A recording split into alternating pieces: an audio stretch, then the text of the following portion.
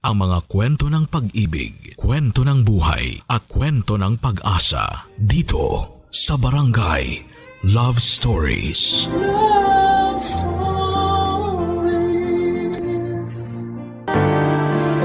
Masarap balikan ang kwento ng una nating pagmamahal. Yung unang beses na nagtagpo kayo pero masakit din palang balikan. Lalo na't hindi kayo nakaabot sa dulo tulad ng inyong mga pinangako. Ikaw, kabarangay, naaalala mo pa ba ang first love mo? Dear Papa Dudut, ako nga pala si Lexie, 35 years old, single, 10 taon na akong walang karelasyon. Hindi dahil walang nanliligaw kundi dahil ayoko nang sumubok ulit.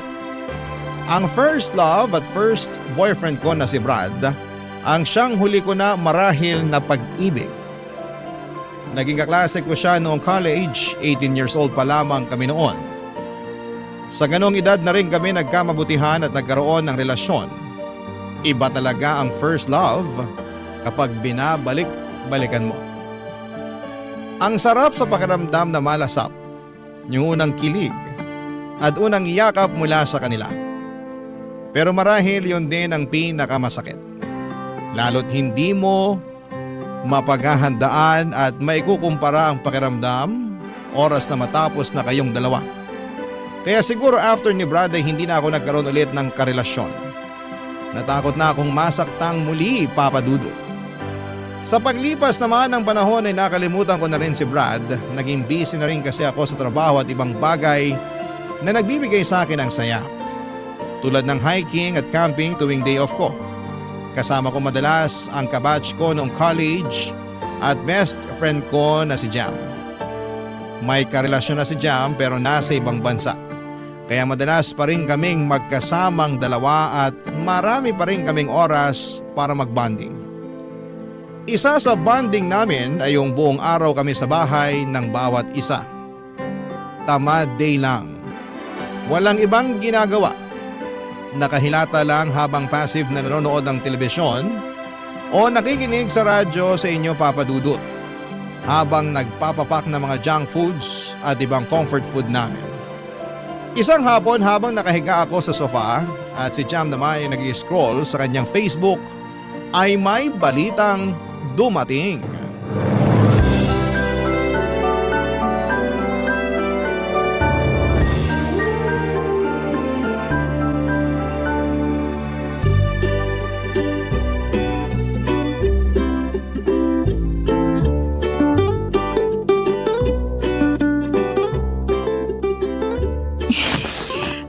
Talaga nitong sofa mo, Jam.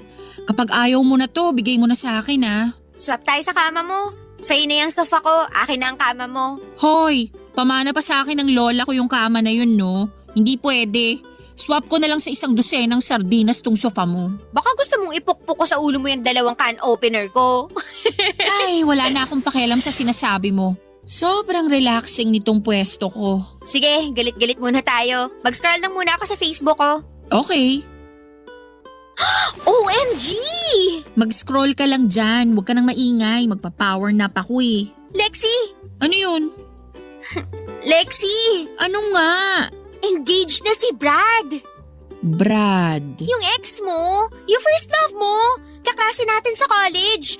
Jam, kilala ko si Brad. Kumalma ka nga. Bakit parang ewan yung sagot mo riyan? Bakit ganyan ang reaction mo? Kasalanan to ng sofa mo eh. Masyadong nilambutan. Okay ka lang? Obvious ba? So, hindi? Lapit ba ako sa'yo? Damayan kita? Ha? Para saan? Kasi ang sakit kaya kapag nalaman mong nakahanap na ng the one yung one great love mo. First love ko lang si Brad. Sobra ka namang mag-assume na siya yung one great love ko. Hindi ba? Kasi sa pagkakaalam ko, ilang taon mo siyang iniyakan. Nung nalasing ka at nag-relapse, sabi mo siya ang greatest love mo. At ipapaalala ko lang sa'yo ha, 10 years na, pero hindi ka pa rin nakahanap ng kapalit ni Brad dyan sa puso mo. Handa kong ipagpalit si Brad sa sofa mo, girl. Nagpapanggap kang okay, no? Bakit naman ako magpapanggap na okay? Hindi naman na kailangan kasi okay na okay ako. Kaya please, hayaan mo na lang ako mag-power nap.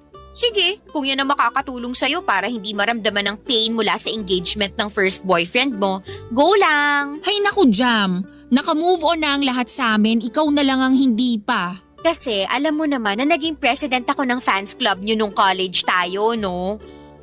Ay, akala talaga namin, kayo na yung magkakatuluyan. Ang daming signs noon na hindi kami match. Ewan ko ba sa inyo kung bakit iniisip niyong magkakatuluyan kaming dalawa? Pero ang dami ring signs na kayo ang endgame ng isa't isa. Saksi ako kung paano kayo magmahalan dati Wag ako, girl. Kita ko lahat. Ramdam ko ang pagmamahalan yung dalawa ni Brad. Sagad sa buto.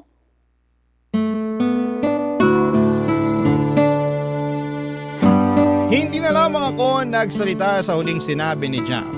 Nagpanggap na lamang ako na hinila na ng antok. Nakapikit na ako noon at piniling huwag nang harapin pa si Jam. Baka kung ano pa ang masabi nito at baka kung ano pa ang maalala nito sa nakaraan namin ni Brad. Pero sa pagsapit ko or pagpikit ko ay bigla naman akong hinila ng nakaraan. Kung saan ay magkasama pa kami ni Brad. Tulad ng nasabi ko sa inyo, 18 years old lamang kami nang magkakilala. Napunta siya sa black section namin ni Jam. Nakatabi sa upuan, nakipagkilala siya sa akin kasi kailangan niyang humiram ng ballpen at humingi ng papel. Wala kasi siyang dalawang kahit na ano maliban sa kanyang sombrero. Yun ang simula ng naging close kami ni Brad. Kasama siyempre si Jam at lagi na kaming magkakasama kada subject, lagi kaming magkakatabi. Siguro doon kami na-develop ni Brad dahil lagi kaming magkasama. Mas nakikita ko nang malapitan ang gwapo niyang mukha, makinis at palangiti siya. Habang ako naman ay hindi makatingin sa kanya sa tuwing tumititig siya sa akin at sinasabihan ako ng maganda. Lagi niyang pinapansin ang namumula kong tenga. Tinanong niya noon kung bakit namumula ang tenga ko at ang sabi ko ay dahil sa init ng panahon. Pero ang katotohanan, namumula lang ang tenga ko kapag katabi ko siya. Kasi kinikilig ako at tumahalo pa sa hiya ko sa tuwing magdidikit ang braso niya sa akin, Papa Dudut.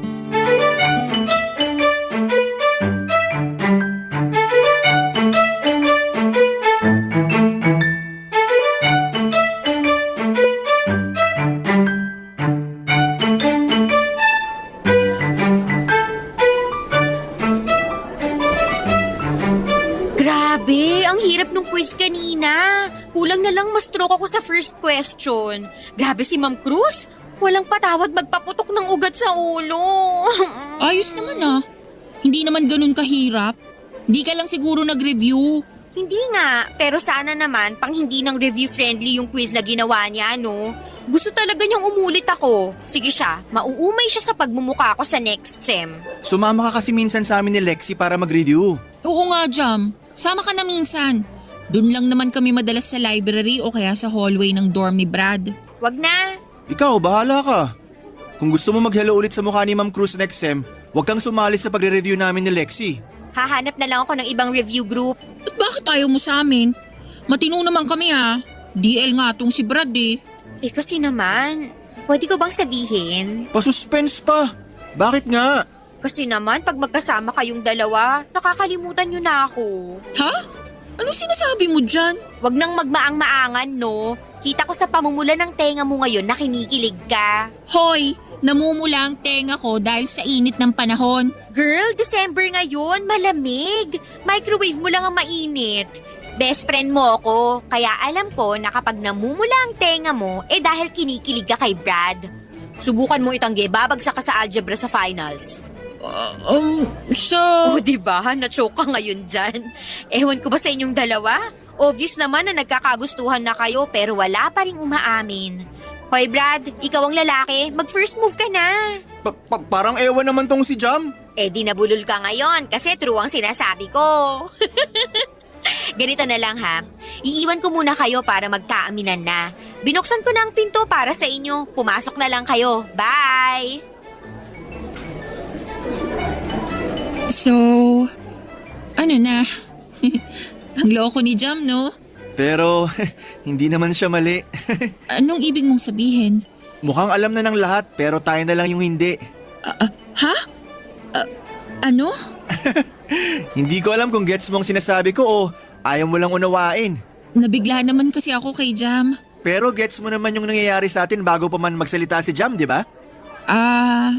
Oo. I mean, medyo lang.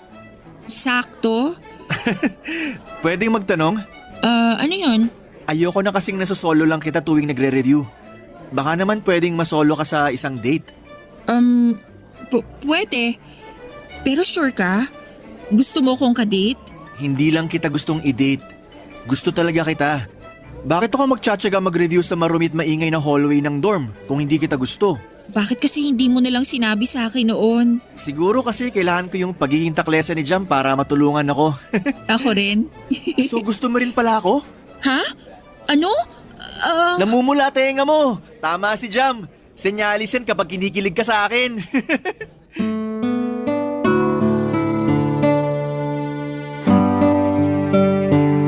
Papadudot, hindi na ako nakatanggi sa sinabi ni Brad. Totoo naman kasi, bakit pa ako magdi-deny? Sinumbong na ako ng tenga ko. Ngumiti na lamang ako sa kanya bilang pagsagot ng oo. Ang saya ni Brad, Papadudot. Napatalon pa ito at ang first date namin nangyari noong hapon na yon. Sa isang maliit na kainan lang malapit sa campus namin. Bihirang estudyanteng pumupunta roon dahil pangmatanda raw ang mga bentang pagkain. In-order namin ang large size special bibingkang bigas at dinuguan na may siling labuyo. Para sa amin, mas perfect na i-partner ang dinuguan sa bibingka kesa sa puto. Na-enjoy namin ang araw na yon. Pinicturean pa ni Brad ang pagkain namin at nag-selfie kami at pinost niya sa Facebook niya. Ang mga nakakita, Papadudot, ng post ni Brad na yon ay kinantsawang kami. Lahat sila ay natuwa dahil finally daw ay umamin na kami sa isa't isa.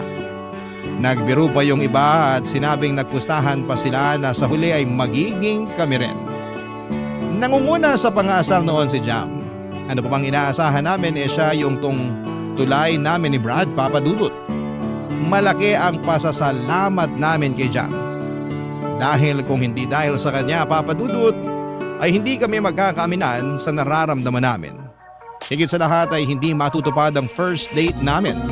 Ang first date na nauwi sa first relationship namin ni Brad. Walang kasing saya ang unang relasyon at ang unang pag-ibig. Lalo na't maswerte kong natagpuan yon kay Brad. Pero tulad ng ibang first love, hindi rin naman kami pinalad na magkatuluyan, Papadudot. Barangay Love Stories. Barangay Love Stories. Sa paglilikot ng utak ko pabalik sa nakaraan, ay hindi ko maiwasang makaramdam ng kirot sa puso ko. Hindi ko yon pinaalam kay Jam at sinolo ko yon tulad ng mga nangyari sa nakaraan. Gusto kong umiyak dahil malinaw pa rin sa aking alaala ang lahat. Ewan ko ba kung mas naging malinaw ba ang lahat ng alaala ko kay Brad dahil sa nabalitaan kong ikakasal na siya o talagang hindi naman lumabo yon ni minsan. Sadyang maayos ko lang na naitago sa aking baul ng alaala ang aming nakaraan. Muling naglakbay ang utak ko noong 20 years old na kami ni Brad. Graduating na kami noon at siguradong magmamarcha kami dahil sinipag naman namin sa pag-aaral at ginawa namin ang lahat para lamang makaabot kami ng diploma. Kakatapos noon ng finals namin, nag-celebrate kami sa paborito naming kainan kung saan namin binibili ang bibingkang bigas at dinuguan. Yon at iyon lang naman ang ino-order namin kada matatapos ang exam week. Napansin namin na parang hindi sinasadyang naging tradisyon na yon para sa amin. Habang hinihiwan ni Brad ang bibingka at habang sinasaling ko naman sa mga mangkok namin ang dinuguan, may mga napagkwentuhan kami sa future na nagdulot ng takot sa akin, Papadudot.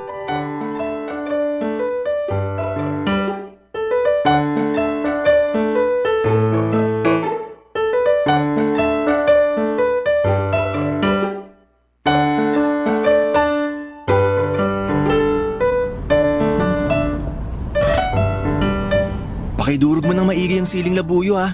Kailangan ko ng anghang sa dila ko ngayon. Bakit naman? Grabe yung palalamig ng dila ko kanina sa exam natin. Parang na mental block ako bigla. Etos ka. Ikaw, mami-mental block? Ang talino mo kaya palagi. Na mental block nga ako kanina, seryoso. Ewan ko rin. Siguro dahil sa tuloy-tuloy na puyat. O paano mo naman nalagpasan yung pagka-mental block mo? Tiningnan lang kita. Bolero? Dudurugin ko naman tong labuyo Hindi mo na kailangan bilugin yung ulo ko, no? Seryoso nga. Kanina nung pinagpapawisan na ako sa kaba, tumingin lang ako sa'yo. Tapos ang kalmado mo lang na sumasagot ng exam. Kumalma ako bigla. Tapos hindi pa ako nakontento. Bigla akong inimagine ang future natin. Future natin? Oo. Hindi mo ba nai-imagine ang future nating dalawa? Paano mo ba nai-imagine ang future natin? Simple lang. Dalawang versions yun eh. Yung unang version ng future natin, andito tayo sa lungsod. May mga trabaho tayo na malaki ang sahod. Nakatira tayo sa pinakamataas na floor sa isang sikat na kondo. Kita natin sa gabi ang lahat ng liwanag ng buong syudad. May dalawang malaking kwarto yung kondo natin. Isa sa atin at isa naman para ron sa kambal natin. Tapos mag-aaral sila sa private school. Excited nga akong makita habang suot nilang bagong plancha na uniform nila eh. Ang cute lang. Tapos ihahatid ko sila sa school kasama ka. Tapos magkakape muna tayo sandali. Alone time natin. Pagkatapos ng kape, ihahatid na kita sa trabaho mo. Ako naman ang susunod. Yung version 2? Mas simple yun ha. Naisip ko sa probinsya tayo maninirahan. Magnenegosyo tayong dalawa. Kukuha tayo ng modern kubo na merong 3 kwarto. Isa sa atin, isa sa kambal natin, at ang isa naman bakante. Magagamit lang yon kapag may bisita tayo o kapag magkaaway tayo. Kasama rin pala sa ini-imagine yung away natin. Kaya nga 3 yung kwarto, di ba? Tapos meron tayong hardin. May mga tanim tayong gulay at saka may mga alaga rin tayong mga manok, bibe at kambing. Kapag nakaluwag-luwag, bibili tayo ng baka na pwede nating gatasan para sa mga bata. Wala tayo halos kapitbahay. Mahina ang signal para hindi tayo lagi nakatutok sa mga cellphone natin. Tapos meron akong tricycle na ipanghahatid sa mga bata sa school. Okay lang sa akin kahit sa public school sila mag-aaral. Basta cute yung uniform nila. Importante yun. Tapos, uwi ako sa'yo para magkape naman tayo sa balkonahin natin. Kaharap natin ang hardin natin at malakas ang hangin. Ay, simpleng buhay sa probinsya. Yun ang version 2. Detalyado naman palang naiisip mo para sa future natin Ikaw ba? Anong naisip mo para sa future natin? Ako? Pansin ko parang kinakabahan ka habang nagkukwento ako sa future natin. Okay ka lang ba? Ayaw mo ba ng mga ganong usapan? Hindi naman. Kaya lang hindi mo ako nakikita na kasama mo sa future? Hindi Kung meron man akong siguradong nakapinta sa future ko, ikaw yun. Pero ano?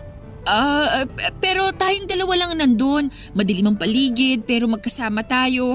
Walang mga anak, walang bahay, walang trabaho. Basta tayong dalawa lang. Ewan ko kung bakit ganun pero… Shhh! At ayos lang yon. Ang importante kasama mo ko. Kahit saan pa yan. Kahit tayong dalawa lang. Basta andun ako at ikaw.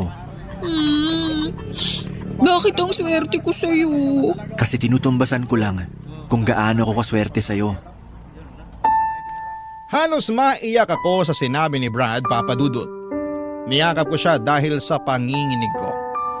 Hinalikan niya ang ulo ko para mapakalma. Sinabi niyang wala akong dapat na ipangamba dahil sisiguraduhin niyang magkasama kami hanggang sa pagtanda. Doon na ako kumalma, Papa Dudut. Doon ko naramdaman na sigurado na talaga ako. Sigurado ang puso ko na siya na ang kasama ko hanggang sa dulo. Hindi ako magagaya sa mga magulang ko, lumaki sa chaotic or magulong pamilya. Ang mga magulang ko ay walang araw na hindi sila nagtalo at nagsakitan. Lahat yon ay pinakita nila sa harapan ko. Hindi nila ako itinago sa kwarto habang nag-aaway sila o pinalabas man lang. Sinadya nilang makita ko ang sakitan nila para pumili ako kung sino ang aking kakampihan. Napaka-unfair na makita yon ng isang bata. At kapag nag-aaway sila, ako ang nadadamay. Hindi ako nakakakain o nakakapasok sa school dahil mas inuuna nila ang sarili nilang mga issue. Kaya natuto akong maging independent sa paglaki ko. At lagi akong takot sa tuwing nakakaramdam ako na may gusto na ako sa isang tao. Agad kong nilalayuan dahil biglang nagpa-flashback ang gulo ng mga magulang ko noong bata pa lamang ako kapag may nagugustuhan ako. Maliban na lang syempre kay Brad. Siya lang ang nakapagbura ng mga pangit na ala-ala na yon. Kaya sa kanya ako sumugal. Kaya nga hanggang sa makagraduate na kami at makahanap ng trabaho kami pa ring dalawa. Magkasama rin noong nagsisimula sa mababang posisyon sa trabaho hanggang sa ma-promote kami at maging kabilang sa mga boss ng pinagtatrabahuhan namin. Kaka 25 years old lang namin noon. At tulad ng dati, sinelebrate namin ang achievement na yon sa pamamagitan ng pagkain ng paborito naming bibingkang bigas at manghang na dinuguan, Papa Dudut.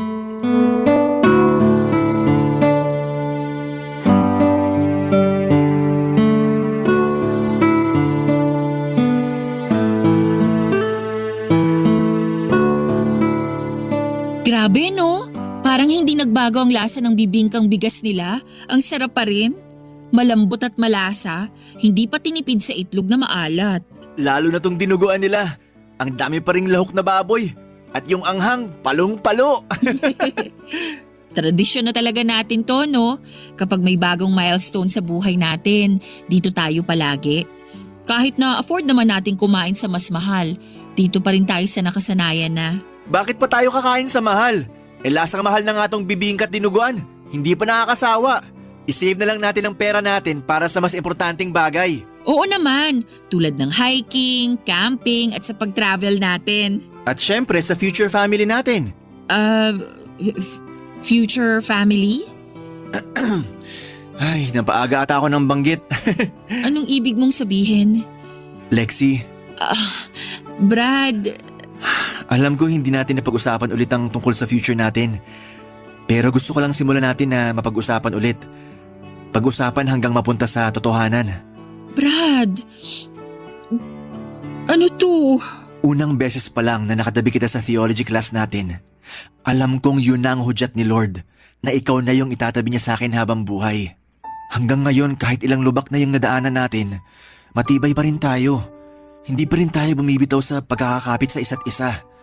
At salamat kasi nagtitiwala kang hawakan yung kamay ko para makadaan na tayo sa future na hinanda ni Lord para sa atin. Kaya ngayon, dahil hawak mo pa rin ang kamay ko, magpapasalamat ako sa iyo. At kapalit nun ang pangako na habang buhay, hindi ako bibitaw sa iyo. Lexi, mahal ko. Handa mo ba akong samahan sa future? Hindi. I'm sorry. Natatakot ako. Hindi. Sorry ulit. Lexi! Mahal kita, Brad. Pero hindi mo ako maiintindihan eh. Hindi. Magulo to. Magiging magulo to balang araw. Mag-aaway tayo. Mapapagod ka sa akin. Maghihiwalay tayo. Masasaktan ako. Hindi ko kaya yun, Brad. Hindi. Huwag mo akong pakasalan, please. Para hindi tayo umabot sa ganun. Please. Hindi tayo aabot doon. Maniwala ka. Pero bakit umabot dun ang mga magulang ko? Bakit hindi sila umabot tulad dun sa pangarap mong future sa atin? Bakit hindi sila naging masaya? Bakit hindi ako naging masaya kasama sila? Dahil hindi tayo sila. Iba ako sa tatay mo. Iba ka sa nanay mo. Tayo lang ang may alam na pwede tayo maging masaya sa future. Hindi mo alam yan. Lexi, hindi ko alam kung ano mangyayari sa future. Pero isa lang ang sigurado ko. Andun ka. Parte ka ng lahat sa akin sa kinabukasan. At kahit anong mangyari, sisiguruhin kong hindi tayo magagaya sa mga magulang mo. Magtiwala ka lang sa akin. Mamahalin kita hanggang masiguro kong hindi ka na matatakot ulit na silipin ng future. Kasi andito na ako eh. Paano kung hindi mag-workout? Paano kung mag-workout tayo? Paano kung sabay tayo magkakaroon ng puting buhok at rayuma sa tuhod? Ayaw mo bang maranasan yun? Gusto. Ikaw ang magdidesisyon kung aabot tayo ron. Kaya... Oo. Sabay tayong magkakaroon ng rayuma at puting buhok.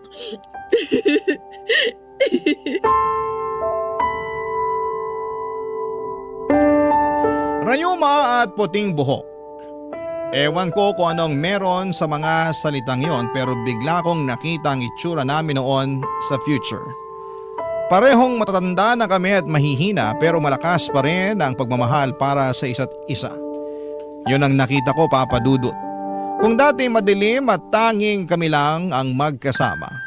Pero nagkaroon ng kulay ang future namin sa paningin ko. Simple, payapa at masaya. Yon ang tatlong pakiramdam na nakasulat sa aming kinabukasan. At yon ang pinagdasal kong mangyari nang pumayag ako sa wakas na pakasalan si Brad.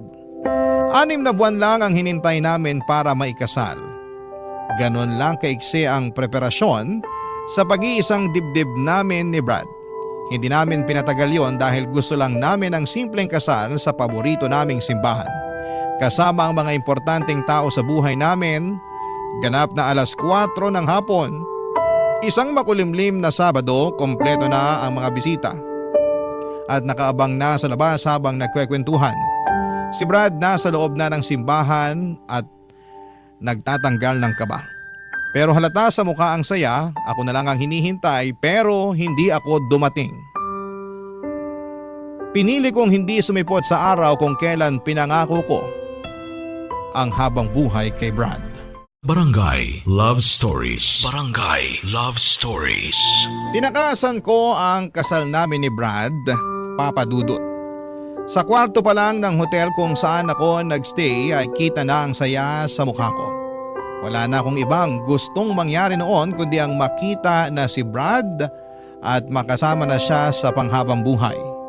Pero ginulo lahat ng iyon ng mga magulang ko. Sinugod ako ng nanay ko sa kwarto para isumbong ang tatay ko at nahuli raw niyang may ka-text na ibang babae ang tatay ko. At imbes na magpaliwanag, nagalit ito at saka sinakalat sinampal ng ilang ulit si nanay. Nakita kong nagdurugo na ang gilid ng labi ni nanay dahil sa bigat ng sampal ni tatay. Pinaretouch ko ng makeup niya sa makeup artist ko para hindi mahalata ang pangingitim ng basag niyang labi. Lumabas ako saglit para tawagan si tatay. Nang sinagot ni tatay ang tawag ko ay galit itong sinumbong ang pagiging bungangera ng nanay ko. Sinabi niyang hindi na raw siya pupunta sa kasal ko kung dadalo rin si nanay. Mamili raw ako sa kanilang dalawa kung sino ang makakasama ko sa altar. Papadudot ng hina akong tinapos ang tawag. Hindi ko na alam ang nangyari basta pumasok ako sa loob ng kwarto at saka kinuha ang wallet ko. Hindi naman ako pinansin ni nanay dahil abala ito sa pag-uutos sa makeup artist sa dapat na gawin. Hanggang sa nakita ko na lamang ang sarili kong bumaba ng hotel at pumara ng taxi. Habang suot ang trahe de boda, naghatid ako sa isang bus terminal patungo sa dagat. Wala akong pakialam noon kung pinagtitinginan ako ng mga tao sa paligid. Marami ang nagtataka, Papa Dudut, kung anong nangyari sa akin. Ako bang tumakas sa kasal o ang aking mapapangasawa? Walang nakakaalam, isa man sa kanila. Nang makarating na ako sa dagat, ay napaluhod na lamang ako at saka umiyak. Biglang nagbalik ang takot ko sa future na dati namang nawala na. Bakit kailangang mangyari yon? Bakit kailangang makaramdam ulit ako ng takot, Papa Dudut?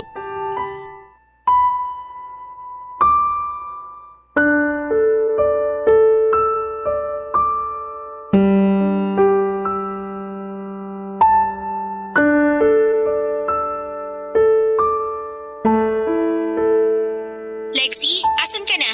Somewhere. Please, sabihin mo sa akin kung nasan ka. Susunduin kita.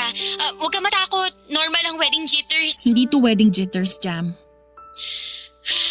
Please, Lexi. Halika na rito sa simbahan. Hahawakan ko ang kamay mo hanggang mawala ang kaba mo, okay? Trabaho ko yun bilang maid of honor mo, di ba? Magkakampi tayo, promise. Halika na. Nasan ka na ba? Jam, I'm sorry. Lexi, andito na kasi kaming lahat. Saka gusto na namin makita kung gaano kakaganda ngayon. Ang tagal na nating pinili yung wedding gown mo, ha? Huwag mong ipagdamot yun sa amin na makita. Jam, alam mo… Lexi, ikaw ba to? Brad? Asan ka? Mahal ko, halika na. Malilate na tayo. Gusto mo ba sunduin kita? Pupuntahan kita. I'm sorry, Brad. Okay lang yun. Hindi ka dapat mag-sorry. Aayusin natin to. Sabihin mo lang kung nasan ka para alam ko kung saan ka pupuntahan. Nakausap ko na yung coordinator natin. Pwede naman daw i-adjust yung oras ng kasal. Pumayag naman daw yung simbahan. Tsaka ayos lang dun sa mga bisita. Kaya please, wag ka na mag-sorry. Okay? Susunduin na kita. Huwag mo na ako sunduin. Hindi ako sasama sa'yo. Lexi, akala ko ba? Akala ko rin eh. Akala ko kaya ko nang bitawan yung takot ko, pero nabitbit ko ulit. Pasensya ka na ha. Parang hindi ko kasi kayang iwan yung takot. Kasi yun ang nagpoprotekta sa akin para hindi na ako masaktan ulit. I'm sorry, Brad. Yung takot mo, pinrotektahan ka niyan sa paraang alam niya noon. Pero tapos na yung purpose niya sa'yo ngayon. Kasi ako na yung bibit-bit sa'yo. Ako nang bahalang pumrotekta sa'yo. Hindi mo na kailangan yung takot kasi andito na ako. Napag-usapan na natin to, di ba? Basta tayo yung magkasama, walang lugar ang takot. Kasi kaya nating kalabanin yan, di ba? I'm sorry, Brad. Kung ano man ang nangyari kanina para mabuhay ulit yung takot mo, hayaan mo. Susolusyonan natin yan.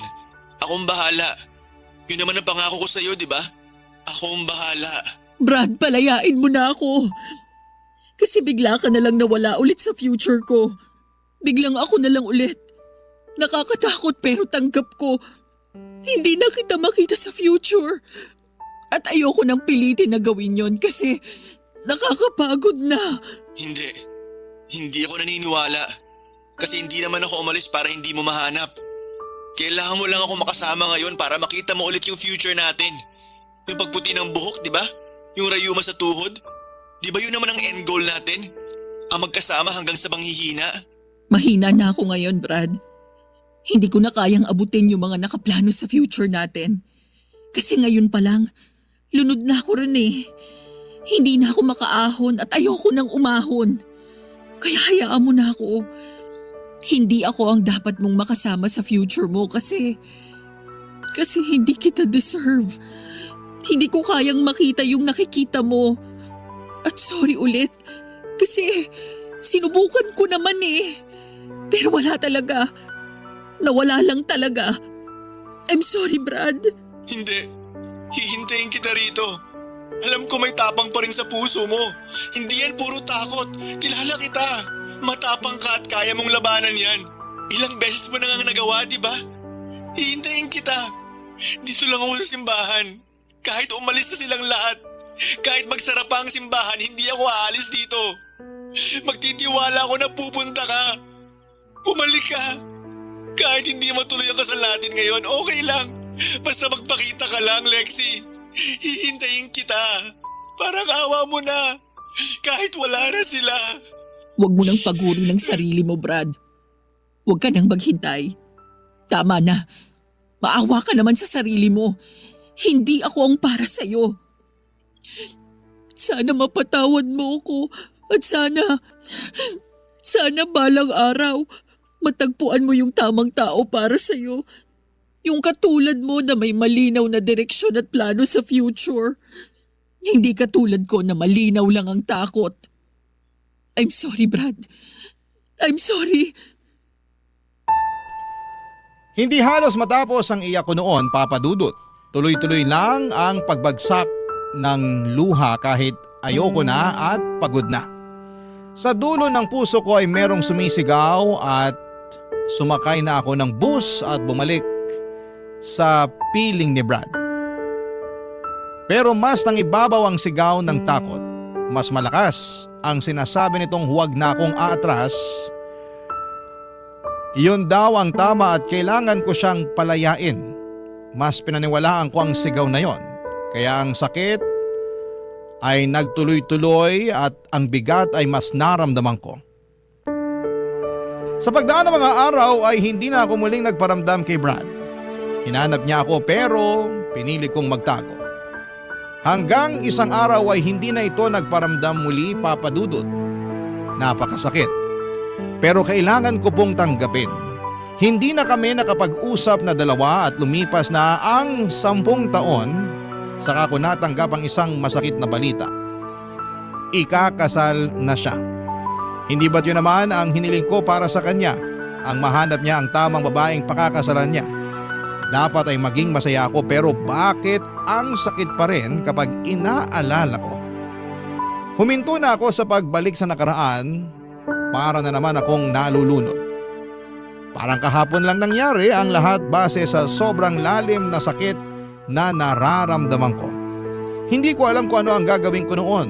Dinampot ko ang cellphone ko at tinawagan ang isang pamilyar na numero na hindi ko kailanman binura sa cellphone ko. ang number ni Brad. Nanginginig akong nagdasal na sana'y hindi pa rin siya nagbago ng numero. At tila pinakinggan naman ang aking kahilingan at ilang segundo lang ay sinagot na yon ang pamilyar na boses, Papa Dudut.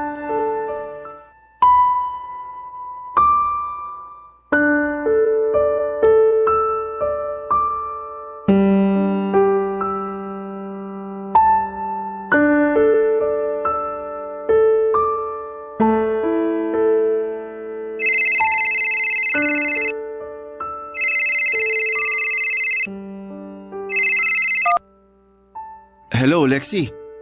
Hi, Brad. Pinalita sa akin ni Jam. Ikakasal ka na raw. Congrats ha. Thank you, Lexi. Hindi pa rin nagbabago ang boses mo. Ikaw din. Kumusta ka? Ayos naman. Nakakaraos pa rin sa buhay. Mabait pa rin ang Diyos sa akin. Sana sa'yo rin. Sobrang bait ng Diyos sa akin. Puro lang ako pasasalamat ngayon, sa totoo lang. Halata naman. Pasensya na kung medyo inistalk ko yung Facebook mo ha. Para lang masiguro na totoo yung sinabi sa akin ni Jam na ikakasal ka na raw. Okay lang yon. Nagawa ang Facebook para maging updated tayo sa buhay ng isa't isa. Lalo yung mga taong hindi na natin nakakasama. Lexi, huwag mo sanang masamain ha. Bakit napatawag ka pa? Sa totoo lang, hindi ko rin alam eh. Nung nakita ko yung announcement ng kasal nyo, bigla kong naalala yung noon.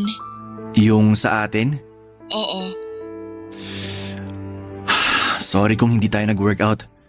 Sorry kung hindi ko natupad yung pangako ko na tatanggalin ko yung takot mo sa future. Hindi mo naman obligasyon na tanggalin yung takot ko eh. Trabaho ko yun. Ako dapat ang gumawa nun. Sorry din kung nagmukhang ikaw ang responsable sa takot ko noon ha. Pasensya na talaga. Sobrang dilim lang talaga noon. Naiintindihan kita. Noon pa man. Tumawag ako kasi sa totoo lang. Gusto ko lang ding maisara na yung chapter ng naging relasyon natin. Kasi kung magiging totoo ko ngayon sa'yo, hindi ko pa naisasara ng maayos yung libro natin eh. Kaya siguro, palagi akong hinahabol ng multo ng nakaraan natin. Laging mabigat. Laging nakakatakot. Closure. Kung yan na magpapapanatag sa loob mo at makakawala ng takot mo sa next chapter ng libro mo, ng buhay mo, sige. Huwag mo sana itong mamasamain ha. Wala na akong balak na humabol sa'yo. Kaya huwag kang mag-alala. Inosente lang ang tawag na to. Wala akong ibang plano kung hindi magpasalamat sa'yo. Sa pagsubok mo na makitang kasama mo ako sa future mo. Noon. Minsan. Hindi madaling magplano ng future kasama ako. Pero sa'yo, ang swabe lang. Ang bilis ko lang ma-imagine kung ano yung magagandang plano mo sa atin. Noon.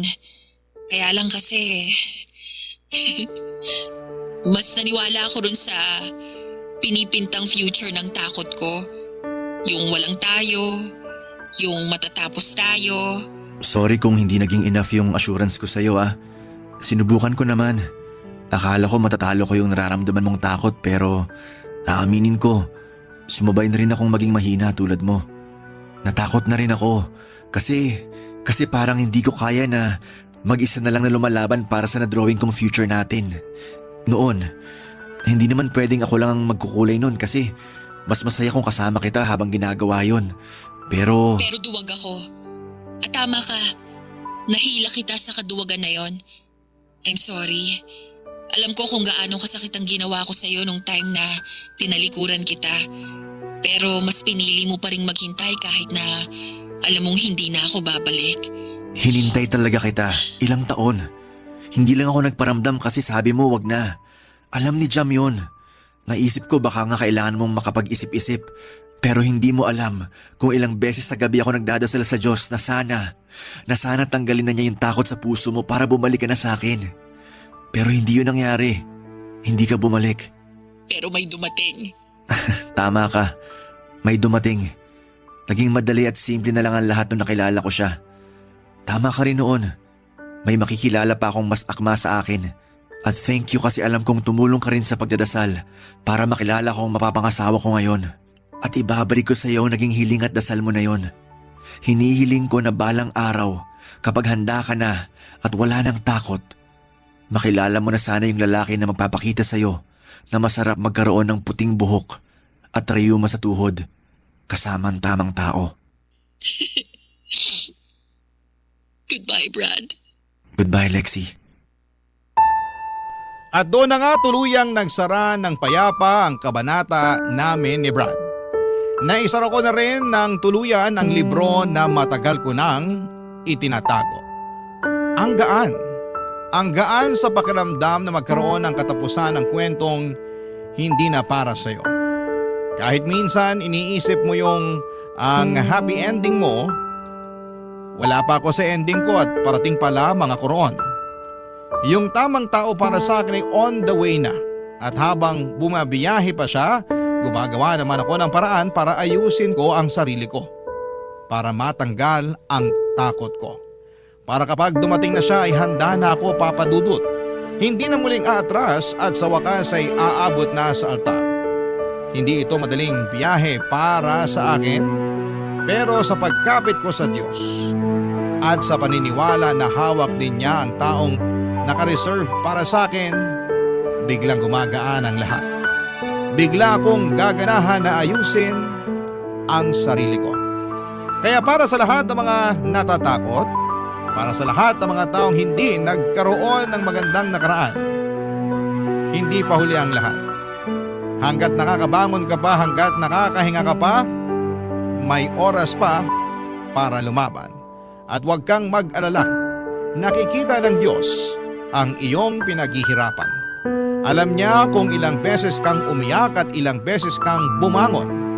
Huwag kang mag-alala, balang araw hindi ka na ulit masasaktan.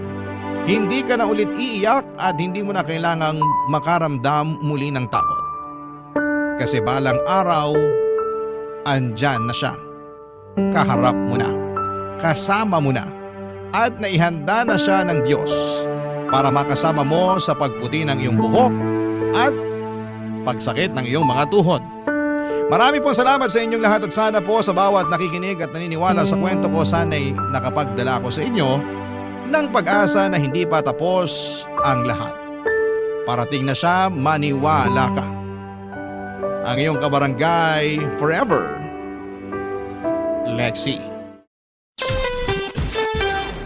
Ano ang masasabi mo sa ating Barangay Love Stories today? Aabangan namin yan sa aming comment section. Ang mga kwento ng pag-ibig, kwento ng buhay at kwento ng pag-asa dito sa Barangay Love Stories. Love Stories.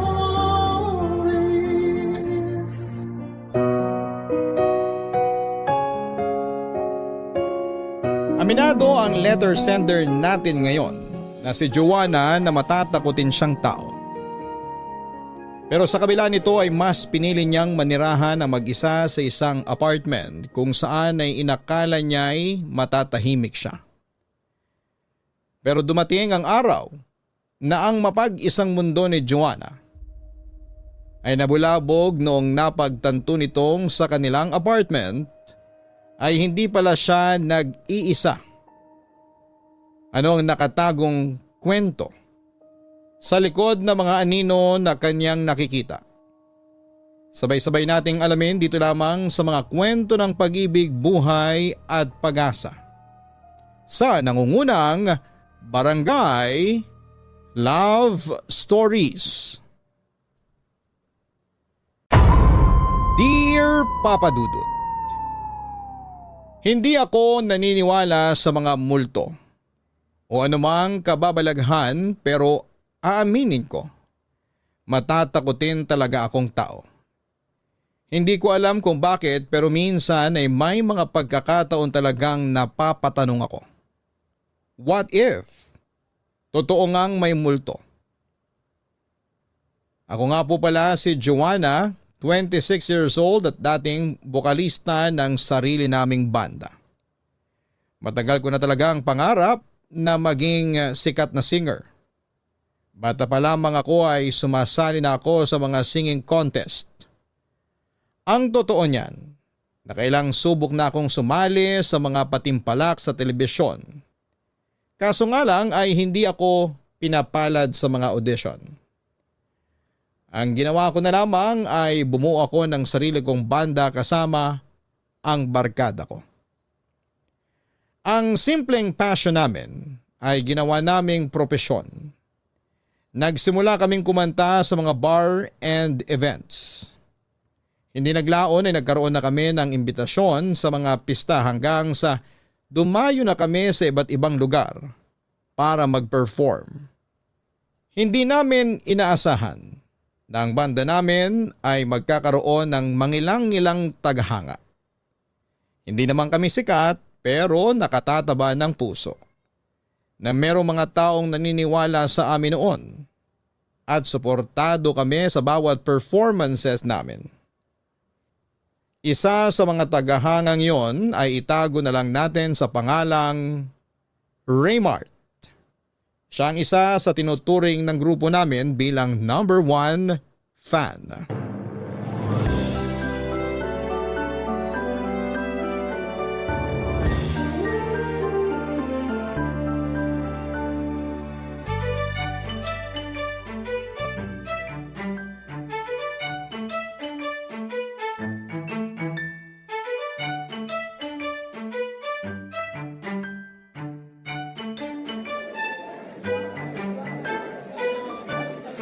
Joanna! Joanna, pwede pa picture? Oo naman, halika. 1, 2... Salamat! Walang anuman. Wala na kayong ibang gig pagkatapos nito? Wala na. Pauwi na kami. Inaantay ko lang yung mga kasamahan ko para makauwi na kami. Nasaan ba sila? Ikinakarga lang nila yung mga gamit sa sasakyan. Ikaw pa, hindi ka pa ba uuwi? Pauwi na rin. Hinanap lang talaga kita para makapagpa-picture ako. Matagal nyo na akong fan kasi simula nyo pa lang noon pero diehard fan nyo na ako. Talaga ba? Oo, lagi ko nga inaabangan yung mga post mo sa Facebook para malaman ko kung saan kayo magpa-perform eh. Oh? Anong pangalan mo sa Facebook, ha? Raymart, inad na kita noon kaso hindi mo pa ina-accept yung friend request ko eh. Mag-iisang taon na rin siguro yun. Hala, sorry. Nabisi lang siguro kaya hindi ko napansin. Hindi, okay lang yun. At least ngayon, kilala mo na ako. Uy, salamat sa pagsuporta mo sa banda namin, Raymart, ha? Ay, walang anuman. Kahit hindi ako umiinom, nagpupunta talaga ako sa mga bar para lang panoorin kayo. Grabe, sobrang dedicated mo naman. Ano namang nagustuhan mo sa banda namin? Ang ganda ng boses mo eh. Kakaiba, rakista na rakista talaga ang dating. Ay, naku, salamat, ha? Ay, ayan na pala yung sasakyan namin. Ano ba yan? Sige, uuwi na rin ako. Mag-iingat kayo ha. Ikaw rin. Nice meeting you. Salamat ulit. Hoy, Joanna, sino yun? Kakilala mo? Fan natin. Nakipag-picture lang tsaka nakipagkwentuhan. Pamilyar kasi sa akin yung lalaking yun eh. San ko nga ba siya nakita? Naalala ko na. Siya yung laging nanonood sa atin. Yung nakatayo lang sa sulok na parang serial killer. Grabe ka naman. Pero yun nga yung sabi niya, lagi raw niya tayong pinapanood. Uy, wag ka. Number 1 fan daw natin siya. Pero medyo weird siya. Weird? Bakit mo naman nasabi? Kung saan-saan ko siya nakikita eh. Papunta na sa stalker level. Ayaw mo ba nun? Lagi siyang present sa mga gig natin. Hindi lang naman siya sa mga gig natin present eh. Kaya siya pamilyar sa akin kasi lagi ko siyang nakikita kung saan man tayo magpunta. Kahit nga nagkakape lang tayo sa labas, nakikita ko siya. Nakatayo lang sa malayo eh. Ang creepy! Masyado ka namang judgmental.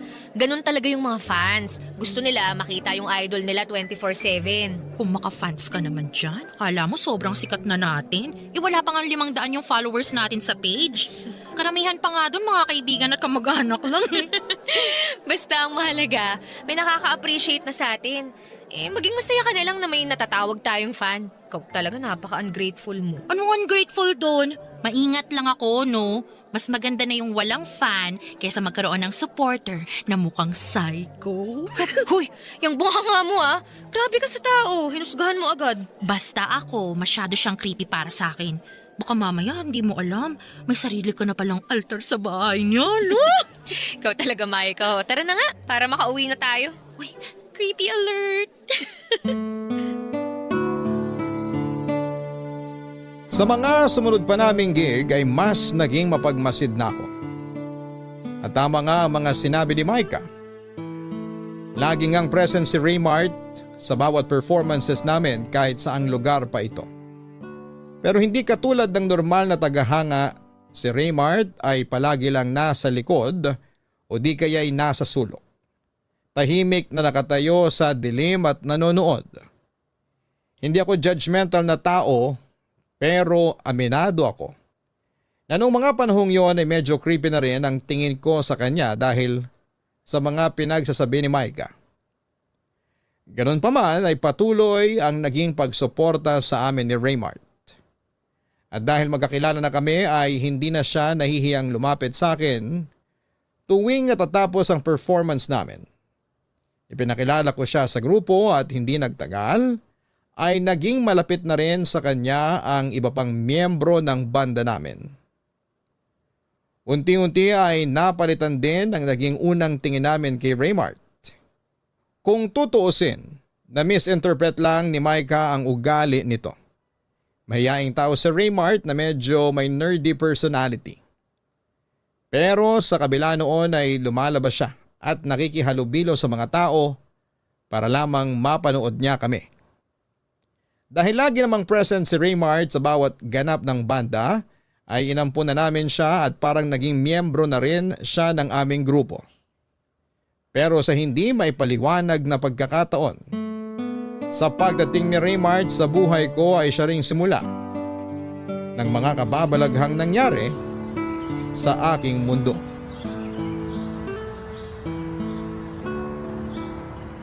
Alam mo, Raymart, hindi mo naman ako kailangang ihatid eh. Malapit lang naman dito yung apartment ko. Walking distance lang. Pagbigyan mo na ako, ayoko pang umuwi. Bakit naman ayaw mo pang umuwi? Gabi na oh. Di ka pa ba pagod? Ngayon ko lang kasi naranasang magtagal sa labas. Ine-enjoy ko pa. Ha? Anong ibig mong sabihin? Noon kasi palagi lang akong nasa bahay. Pagising sa umaga hanggang sa pagtulog ko, yung bahay na lang talaga yung naging mundo ko. Totoo ba? Bakit naman? Di ako lumalabas kasi wala rin naman akong gaanong kaibigan. Pero simula nung naging kaibigan ko kayo ni Maika, ngayon ko lang na-experience yung pamamasyal at pagtampay sa mga kainan. Masarap pala sa feeling. Oo naman. Masaya yung lagi mong kasama yung mga taong nagpapasaya sa'yo. Kung gusto mong gumala, kontakin mo lang kami. Kalad-garin yung mga kasamahan ko sa banda. Isang aya mo lang, G agad sila. Salamat. Ay, dito na yung apartment ko. Ito na ba yun? Ang bilis naman. Sabi sa'yo eh, walking distance lang yung apartment ko mula sa pinuntahan natin. Literal na malapit lang pala talaga, ano? Tama. Ay, teka, gusto mo bang pumasok? Pwede ba? Oo naman. Halika, sa may second floor ako. Matagal ka na ba rito? Kakalipat ko lang last month. Bakit ka naman lumipat? Para mas malapit sa mga bar. Hindi na ako mahihirapang mag-commute. Di ba may sasakyan naman yung kasama mo?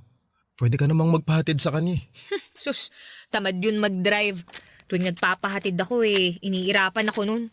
Palibhasa, pa-south kasi silang lahat. Ako lang yung malayo kaya nasasayangan din siya sa gas. Ako na lang yung lumipat para sa iisang direksyon na lang kami uuwi lahat. Ganun pala yon. Doon tayo sa may 204.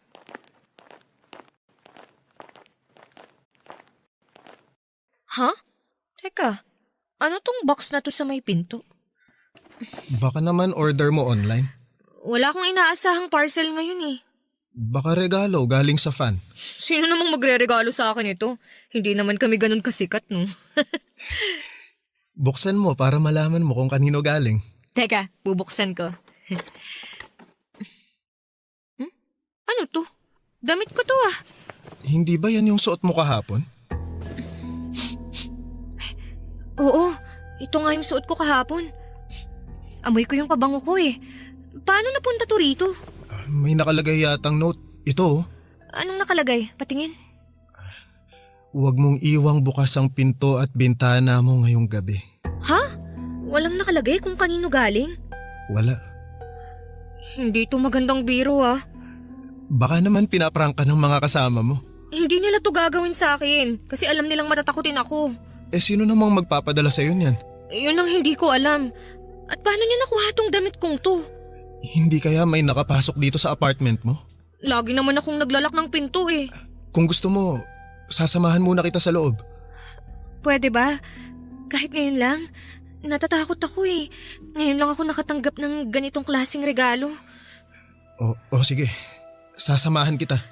Salamat ah. Akala ko noon ay isang beses lang akong makakaranas ng ganong klaseng pananakot, Papa Dudut. Pero sa mga sumunod pang linggo ay nagpatuloy akong makatanggap ng mga kakaiba at weird na package.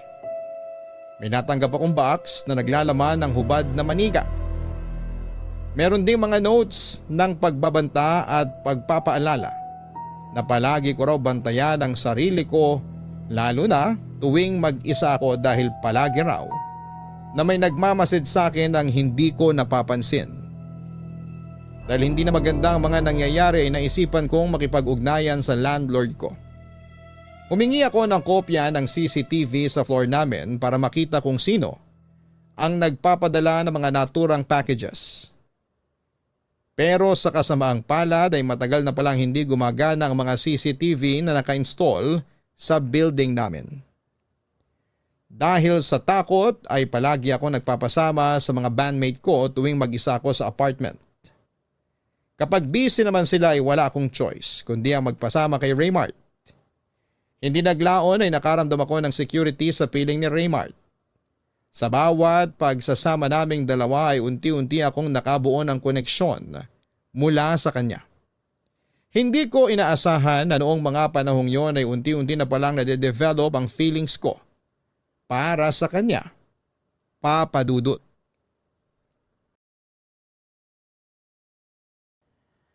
Tuwing umuwi ako galing sa labas, nagkaroon na ako ng trauma kapag nakakakita ako ng package sa tapat ng pintuan ko. Nakakainis isipin na natatakot na akong umuwi sa sarili kong pamamahay. Para hindi mabaliw ay si Raymart na ang nagpresentang mag-check ng apartment bago ko umuwi para maalis sa mga bagay na maaaring mas magpalala pa sa nararamdaman kong kapraningan. Napansin kasi nito na nagsimula na akong maging balisa at kabado sa mga maliliit na bagay. Ipinagkatiwala ko kay Raymart ang apartment sa pamamagitan ng pagbibigay ng spare key sa kanya. Sa ganung paraan ay madodouble check nitong ligtas ang apartment ko bago ako umuwi. Kahit papaano, sa tulong ni Raymart ay unti-unti ko ring naibalik ang sarili ko sa dati. Ang nakapagtataka lang, Papa Dudut, sa aming magbabanda, ako lang ang nakakatanggap ng ganong klaseng regalo. Ganon pa man ay pinilit ko na lamang na ipagsawalang bahala ang lahat dahil apektado na ang buong mental health ko noong mga panahong yon at ayoko nang palalain pa ito. Sa mga sumunod na buwan, sinubukan kong ligawan ni Raymart at dahil napakalapit na rin ang loob ko sa kanya, ay sinagot ko po siya. Malaki ang pasasalamat ko kay Raymart dahil siya ang dahilan kung bakit natigil ang pangaharas na nangyayari sa akin. Akala ko noon ay maayos na ang lahat. Pero yun pala ang simula dahil isang araw, bumalik ang mga natatanggap kong delivery na may lamang mga nakakatakot na mensahe. Pero sa pagkakataong yun ay mas lumala pa ito.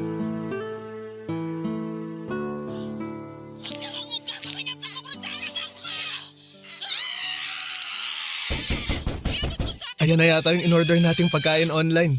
Pero ba't ganun? Hindi man lang siya tumawag. Baka walang load. Pero ang weird ah. Wala namang umaakyat dito para mag-deliver ng pagkain. Usually, ako yung bumababa para kunin yung order kong pagkain eh. Baka pinaakyat na lang ng guard sa baba. Oh well, mas maganda na yun kaysa kanina pa ako gutom, di ba? Hindi na kailangang bumaba. Sandali, kukunin ko lang yung order. Ako na.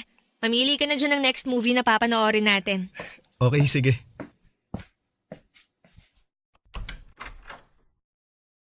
Huh? Wala namang tao. Kuya? Weird Namali lang siguro ng unit. Raymart! False alarm! Baka namali lang... Ay, anak to! Grabe naman makakatok to. Sandali lang po. Wala kasing tao nung... Wala na namang tao. Ano ba? Gabi na nang titrip pa kayo? Kung sino ka mang katok ng katok dito, walang nakakatuwa sa ginagawa mo. Mga tao talaga ngayon. Wala nang maayos na ginawa. Sino ba yan? Hindi na ako nakikipagbiruan Kung sino ka man, hindi ako natatakot sa'yo. Magpakita ka! Joanna. Uy. Bakit? Okay ka lang? Ginulat mo naman ako! Sorry, ang tagal mo kasi. Akala ko merong problema. Walang tao Kanina pa may katok ng katok pero wala namang tao sa labas. Hindi yung order natin yung dumating? Hindi. Lo, baka minumulto ka na. Tumigil ka nga dyan, Raymart Hindi yan nakakatuwa. Pumasok na lang tayo. Teka, ano yan? Ano? Ano yun? Ha? Kanina pa ba to? Merong box dito sa paanan ng pinto. Wala yun kanina. Kukunin ko na. Kanino naman kaya to galing? Baka galing na naman yan sa nananakot sa akin. Hindi kaya? Buksan mo. Ayoko nga. Baka kung ano na naman laman yan Baka naman galing sa fan mo, nahihiya lang magpakita. Buksan mo na. Huwag ka nang matakot, nandito naman ako Sige na nga.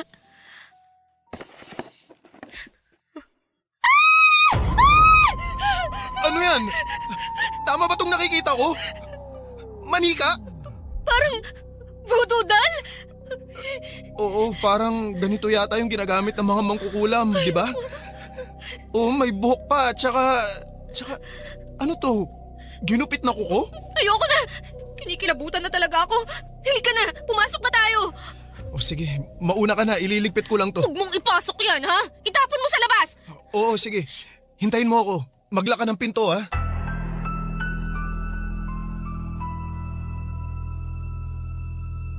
Papa Dudut, hindi ko na talaga gusto ang nangyayari noon.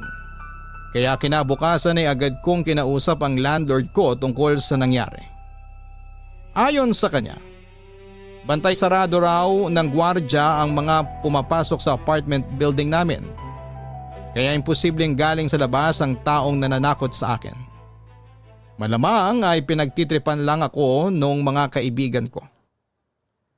Nung hingin ko sa kanya ang kopya ng CCTV sa hallway ay wala siyang naibigay. Dahil matapos ang reklamo ko ay hindi pa rin pala niya napapaayos ang sirang CCTV. Hindi ko alam kung may dalabang kababalaghan ng manikang dumating sa apartment ng gabing yon. Pero pagkatapos noon ay parabang nagbago na ang tingin ko sa paligid. Pakiramdam ko bawat kilos ko kahit nasaan man ako ay tila ba may nagmamasid sa akin. Kahit natutulog, kumakain o naliligo. Parang may mga matang nakatingin sa akin. Nung minsan ngang nag-perform kami sa isang probinsya habang sinusuyod ko ng tingin ng mga taong nanonood sa amin ay isang malaking anino.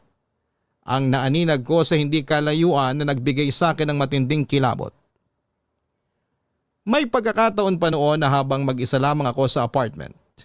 May mga naririnig akong kalabog sa ibang parte ng apartment na para bang may kasama ako sa bahay kahit na mag-isa lamang ako. At may mga oras din na nakakarinig ako ng pagbukas ng pintuan habang mahimbing akong natutulog na hindi ko noon masyadong pinapansin dahil akala ko'y nananaginip lamang ako. Isang gabi, lumabas ako ng apartment para bumili ng pagkain sa convenience store. Pagbalik ko ay nagimbal ako sa nadatnang ko sa apartment, Papa Dudut.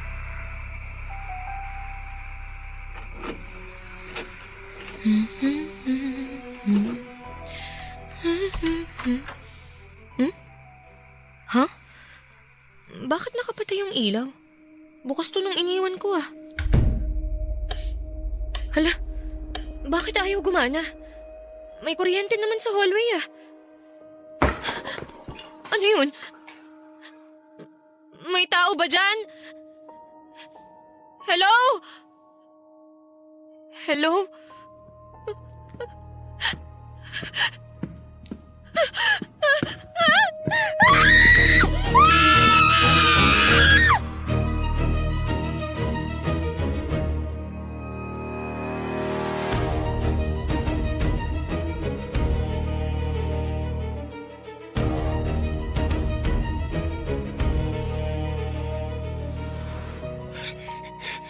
Joanna!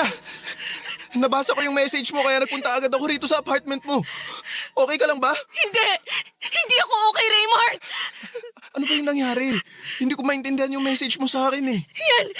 Diyan sa apartment ko! May tao sa loob! May tao? Sino? Hindi ko alam! Lumabas lang ako para bumili ng pagkain tapos magpasok ko. Nakapatay na yung mga ilaw.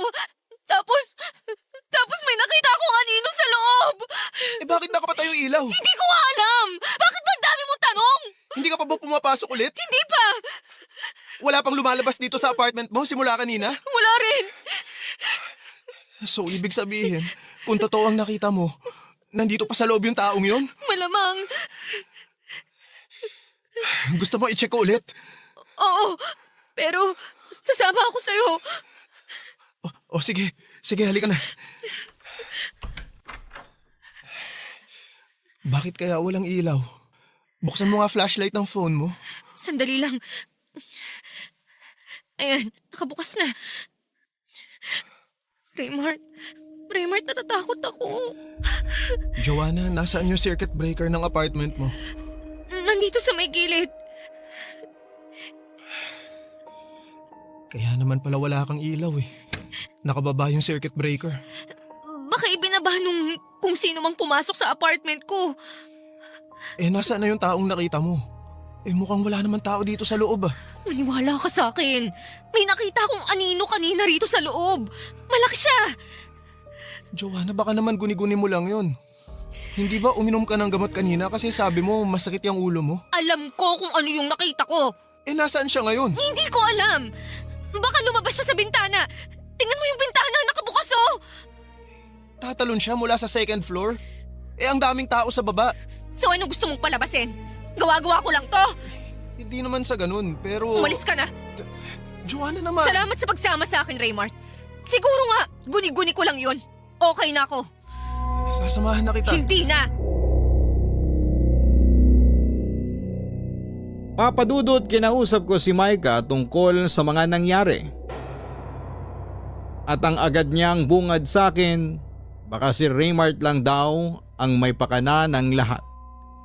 Dahil nagumpisa lang naman daw ang mga kakaibang nangyari mula nang makilala ko si Raymart.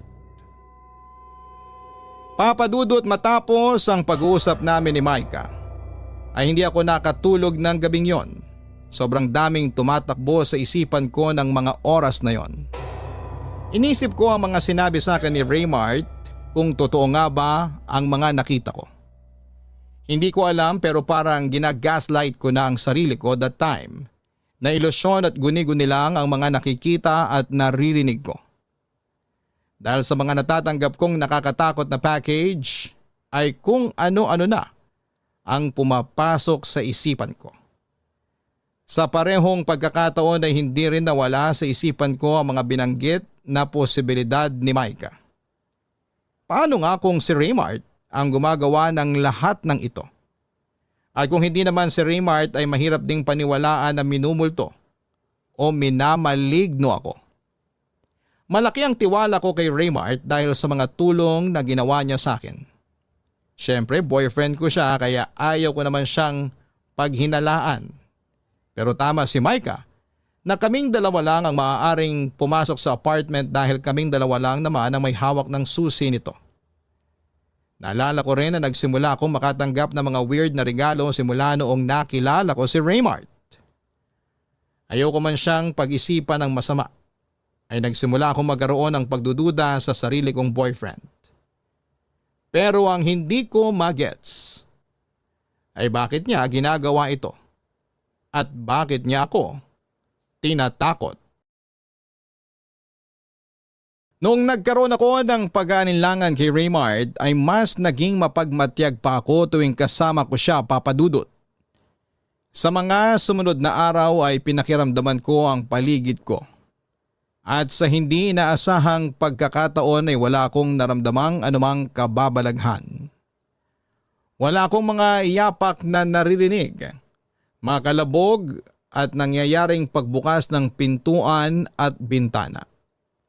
Pero tuwing dumadalaw si Raymart sa apartment o tuwing kasama ko siya, doon lang nagsisimulang maging weird ang paligid. Noong panahong yon ay mas lalong lumaki ang paniniwala ko na baka si Raymart nga ang gumagawa ng lahat.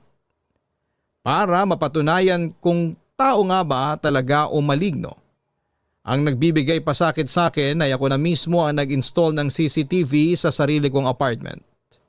Maliban kay Micah ay wala nang ibang nakakaalam na naglagay ako ng CCTV sa apartment.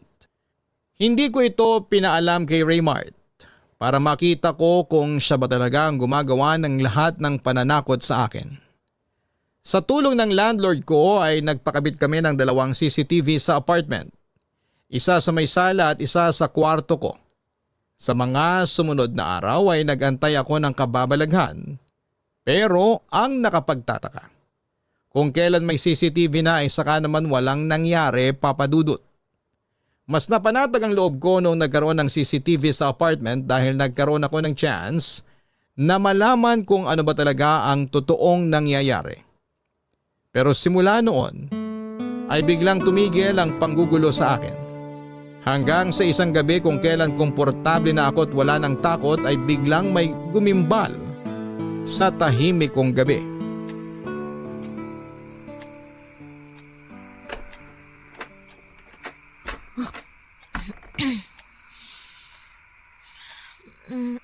Tama ba yung narinig ko?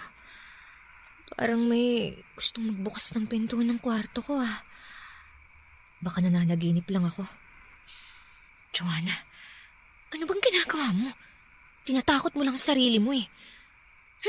Makatulog na nga lang ulit.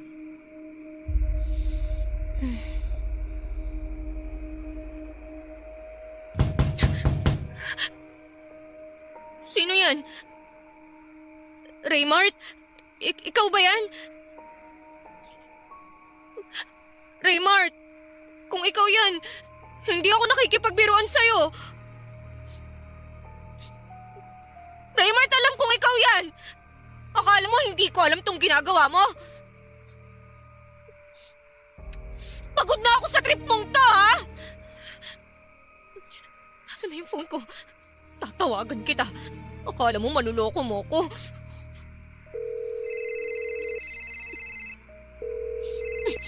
Sabi na nga ba eh, ikaw tong nananakot sa akin eh.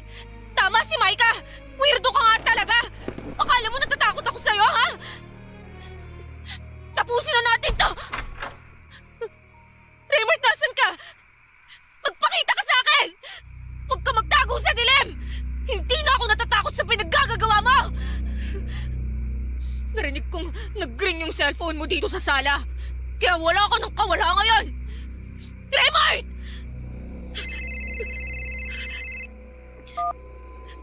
Hello, Micah?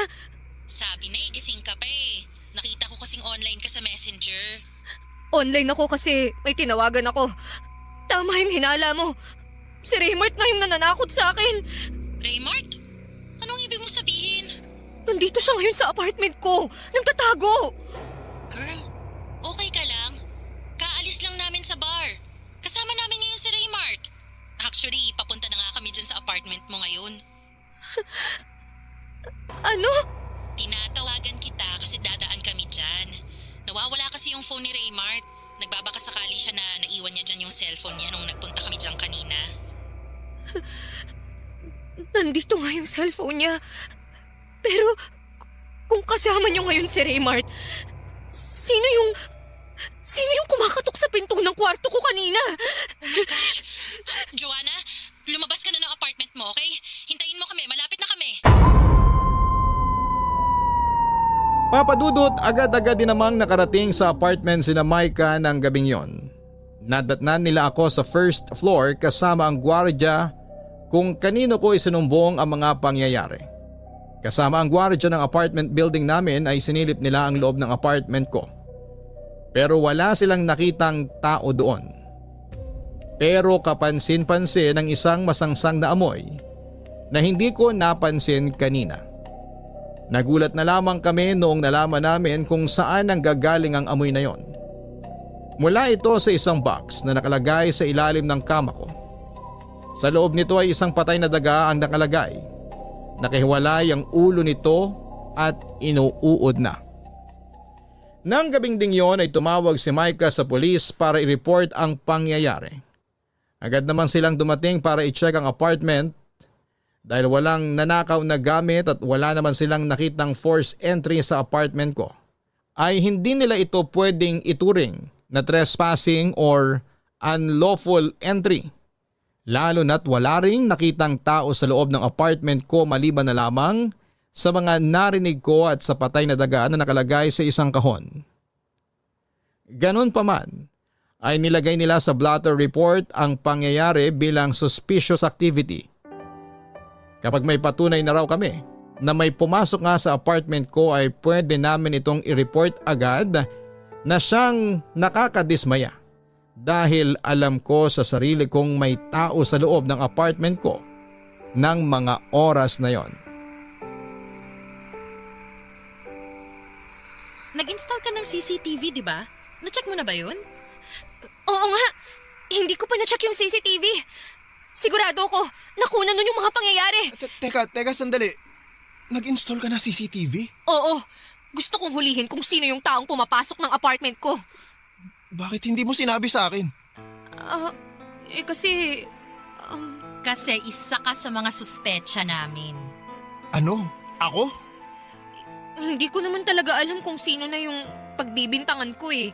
Kaya lahat pinagsususpetsahan ko. Pero ako? Na sarili mong boyfriend? Wala ka bang tiwala sa akin, Joanna? May tiwala ako sa'yo. Pero nagsimula kasi ang lahat ng to simula nung nagkakilala tayo eh. Hindi ko yun magagawa sa'yo. Alam ko. Kaya sorry.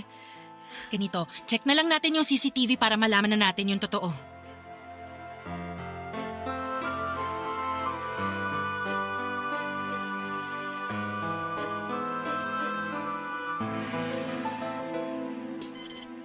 Heto na yung CCTV footage. Tingnan nyo, bandang 1:00, mamamatay yung ilaw. Kung sino man yan, malamang. Alam niya kung nasaan yung circuit breaker. Ginawa na niya yan dati. Hindi ko na napansin na nawalan pala ng kuryente dahil tulog na ako neto. Teka, bakit may kuha pa ng CCTV kung wala ng kuryente? Battery operated yung in-order ko online. Ang problema, wala siyang night vision kaya hindi ganong clear yung video. Teka, tingnan nyo. May gumagalaw. Papunta siya sa kwarto ko. Tao ba yan? Parang ang laki niya masyado. Uy, tapos parang wala siyang ulo.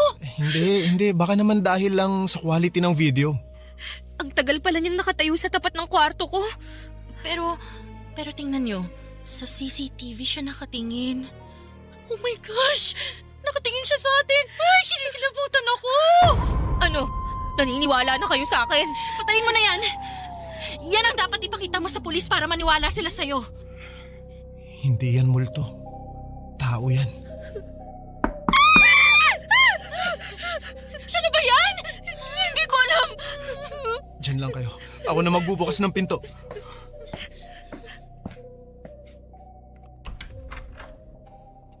Magandang gabi. Nandyan ba si Joanna? Kayo po pala. Opo, nandito po siya. Joanna! Yung landlord mo! Mang Estong, magandang gabi po. Akala ko po ba wala kayo rito ngayon? Nabasa ko yung message mo kaya eto dali-dali ako nagpunta rito. Nagpatawag ka raw ng mga pulis. Oho, pero wala naman ho silang napala eh. Wala na yung tao nung chinek nila tong apartment. Huwag kang mag-alala. I-report ko to sa barangay itong nangyari ha. Sasabihan ko rin yung guard na mag-robbing gabi-gabi para hindi na yun maulit. Maraming salamat po Mang Estong ah. Kung pwede lang sanang magharap na lang kami ng taong yun eh. Para malaman kung ano talagang trip niya eh. Ay naku, wag mong hilingin yan ha. Baka mamaya magkatotoo yan. Mas mabuti na ho yun para magharap na kami. Anong akala nun? Wala akong laban? Laking kalye kaya ako. Marunong ako makipagbakbakan. Sige na, magpahinga na kayo. Kakausapin ko na lang yung guard. Sige ho, salamat ho.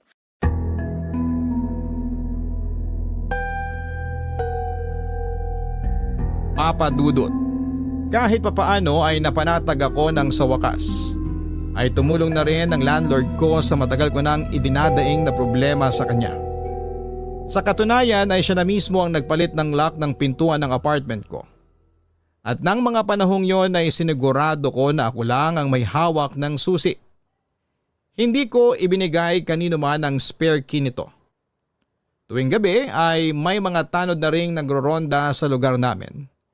Nag-aabang ng mga taong pakalat-kalat pagsapit ng madaling araw. Na-report na rin namin sa pulis ang CCTV footage na nakuha ng gabing may pumasok sa apartment ko. Kahit may kaunting tampo pa sa akin si Raymart noon dahil isa siya sa mga taong pinaghinalaan ko, ay nag-offer siyang magstay pansamantala sa apartment ko para masamahan niya ako. Humingi naman din ako kaagad ng tawad sa kanya, Papa Dudut, dahil pinagdudahan ko siya. Akala ko noon ay magiging maayos na ang lahat. Naging mapagmatsyag na ang mga tao sa paligid ko matapos kumalat ang balita na may taong nanloob ng apartment ko.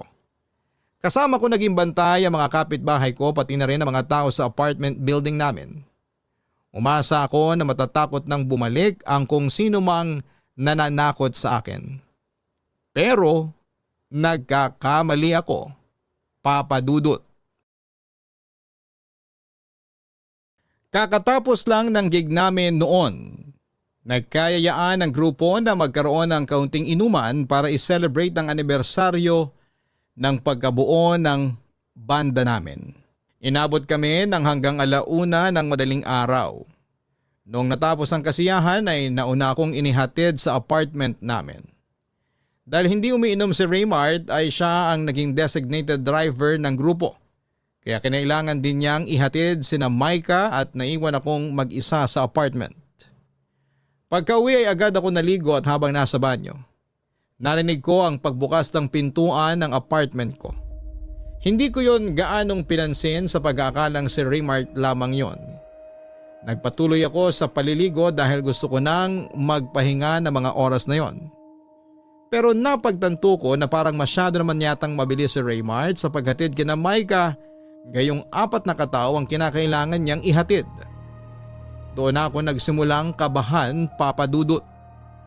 Pagbukas ko ng pinto ng banyo ay kinilabutan ako nang sinalubong ako ng kadiliman. Bukas ang ilaw noong pumasok ako ng banyo, pero paglabas ko ay nakapatay na naman ang lahat ng ilaw. Sa pagkakataong yun ay ramdam ko na hindi lamang ako mag-isa sa apartment. Raymart? Ikaw ba yung pumasok? Raymart! Pabukas naman yung ilaw oh. Bakit ka nagpatay ng ilaw? Magandang gabi, Joanna. Ay! Sino ka? Hindi ikaw si Raymart! Joanna, ito na yung pinakahihintay mo. Gusto mo akong makita, hindi ba? Nandito na ako. Sino ka ba? Ano ba kasing kailangan mo sa akin? Bakit mo ba ako ginugulo? Matagal kong hinintay ang araw na to. Natutuwa akong malaman na gusto mo rin pala akong makita. Teka, Mang Estong? Kayo yung pumapasok dito sa apartment ko? Ako nga. Matagal na kitang pinagnanasaan eh. Matagal na akong nanggigigil sa'yo. Kung hindi lang dumating sa buhay mo yung hinayupak mong boyfriend, akin ka lang dapat eh. Ano? Handa ka na ba? Sandali lang! Huwag kang lalapit sa akin! Sisigaw ako! Sumigaw ka kung gusto mo. Walang tao ngayon sa kabilang unit. Nagbakasyon sila. Mas maganda yung sumisigaw ka. Mas lalo kong ginaganahan. Umalis ka na! Darating na si Raymart anumang oras! Talaga, sa tingin mo, kaya kang ipaglaban ng boyfriend mong yon? Parang awa niyo na! Tantanan niyo na ako! Ako na lang ang piliin mo, Joanna. Kaya kitang buhayin. Matagal na kitang mahal. Kaya iwan mo na yung walang kwenta mong nobyo. At sumama ka na lang sa akin. Nababaliw na kayo! May asawa at anak na kayo! Pero mas gusto ko yung bata na katulad mo. Mas makinis. Mas sariwa. Kakadiri kayo! Naririnig niyo ba yung pinagsasasabi niyo? Halika na. Paliligayahin kita. Kung lalapit sa akin... Tulong! Batiwan mo ako! Tulong! Tulungan niyo ako! Batiwan mo ako! Tulong! Tulungan niyo ako!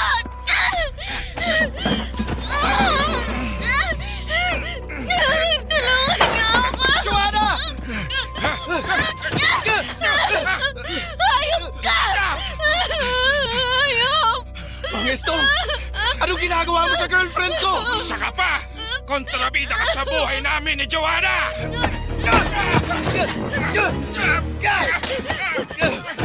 Tulong! Mga kapitbahay! Tulungan niyo kami!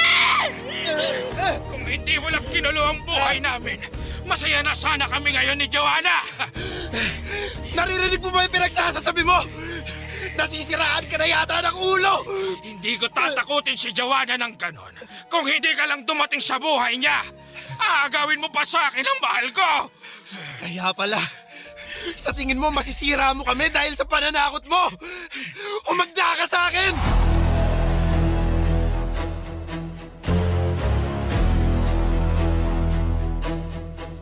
Papadudot agad na dinampot ng mga pulis si Mang Estong matapos sa mga pangyayari ng gabing yon. Hanggang ngayon, nakatatak pa rin sa isipan ko ang itsura niya na parang nababaliw na siya. Ang hinala ng mga tao ay dahil gumagamit ito ng ipinagbabawal na gamot kaya siya nagkakaganon. Sa pagsisiyasat ng mga pulis ay nakumpiska nila ang isang flash drive. Sa bahay nito laman ang mga video ko habang natutulog. Doon lang namin napagtanto na tuwing mahimbing akong natutulog ay pumapasok si Mang Estong sa kwarto ko para kunan ako ng video. Kaya pala alam ng taong pumapasok sa apartment na may naka-install na CCTV sa loob dahil si Mang Estong ang mismong nagkabit noon. At dahil siya ang landlord namin, meron din siyang duplicate key ng apartment. Ganon din noong nagpalit ako ng lock dahil siya rin ang nagpalit noon. Nagsampa ako ng kaso laban kay Mang Estong. At pagkatapos noon ay umalis na ako mula sa apartment na tinitirhan ko. Habang naghahanap ng malilipatan ay pansamantala akong nanatili sa lugar ni Raymart. Ang akala ko noon ay magiging maayos na ang lahat, papadudot. Nakahinga na ako dahil sa wakas ay nahuli na ang taong nambubulabog sa tahimik kong buhay. Pero hindi pa pala doon natatapos ang kalbaryo ko. Dahil noong nanirahan ako sa bahay ni Raymart, ay isang katotohanan ang aking natuklasan.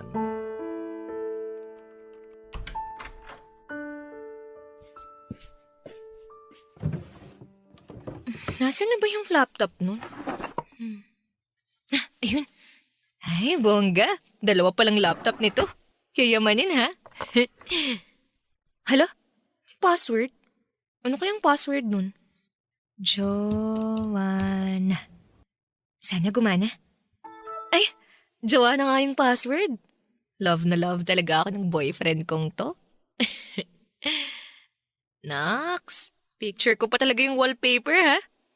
Pero, bakit parang wala namang laman?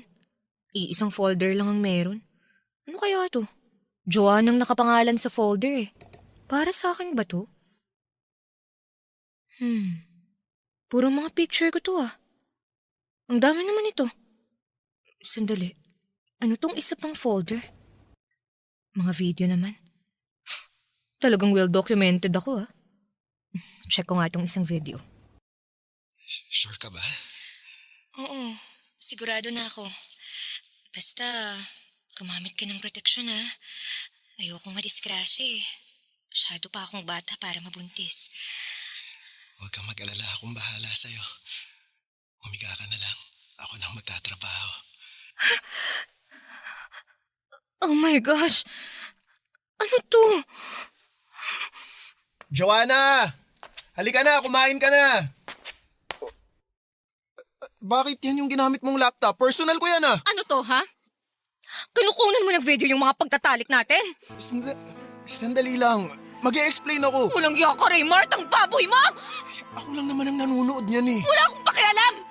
Bakit mo ako binibidyohan ng walang pahintulot ko? Ang dami nito, Raymart, oh!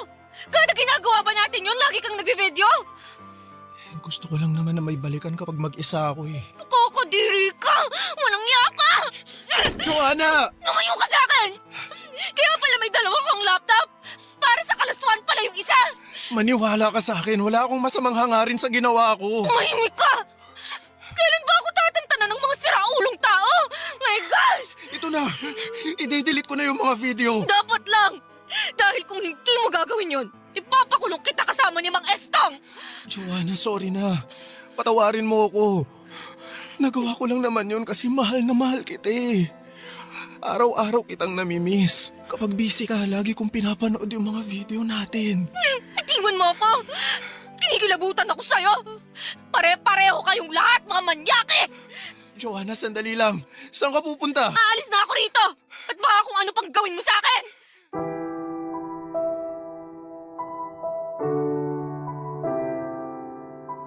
Wala nang usap-usap pa. Agad ako nakipaghiwalay kay Raymart, Papa Dudut. Matapos kong masigurado na wala na siyang kopya ng mga video naming dalawa ay hindi na ako nakipagkita pa sa kanya. All those time, tama pala ang hinala ni Micah na may kakaiba nga kay Raymart. Yun pala katulad ni Mang Estong ay obsessed din pala siya sa akin sa puntong bawat galaw ko ay meron akong video ni Raymart. Ilan pa sa mga napanood ko na nakasave sa laptop nito ay ang palihim niyang pagkuha ng video sa akin habang nagbibihis ako. Meron ding video habang naliligo ako. At para makalimutan ang mga masasamang pangyayari sa punto ng buhay kong yon, ay nagpakalayo-layo na ako. Tumigil ako sa pagbabanda at naghanap ng ibang trabaho. Dahil sa mga nangyari ay nagkaroon ako ng trust issues sa mga lalaking dumarating sa buhay ko. Dahilan na hanggang ngayon ay hindi pa ako nagkakaroon ng boyfriend kahit na 3 taon na ang nakakalipas. Ang ipinagpapasalamat ko na lamang ngayon ay tahimik ang buhay ko na pribado at wala ng taong nanggugulo. Ito po ang aking kwento. Maraming salamat at mabuhay po kayo. Ang inyong forever kapuso at kabarangay, Joanna. Sa mundo ngayon, mahalagang maging mabuting tao. Pero mas mahalaga ang maging maingat. Hindi lahat ng taong mabait o pala kaibigan ay dapat agad na pagkatiwalaan. May mga pagkakataon na ang tila simpleng pakikitungo ay may mas malalim na dahilan na minsan ay nauuwi sa karahasan. Mga kabarangay, lagi tayong makinig sa ating kutob. Obserbahan natin ang kilos ng mga taong nasa paligid natin. At kilalanin muna nating mabuti ang mga tao bago natin sila papasukin sa ating mundo. Hanggang sa muli, ako po ang inyong si Papa Dudut sa mga kwento ng pag-ibig, buhay at pag-asa. Sa Barangay Love Stories number 1. Barangay Love Stories. Barangay Love Stories. Ang tindi ng Barangay Love Stories na to ha. Hindi mo aakalaing talaga, literal na plot twist ang ending. Eh ikaw, anong akala mong ending sana? I-share mo na yan sa aming comment section.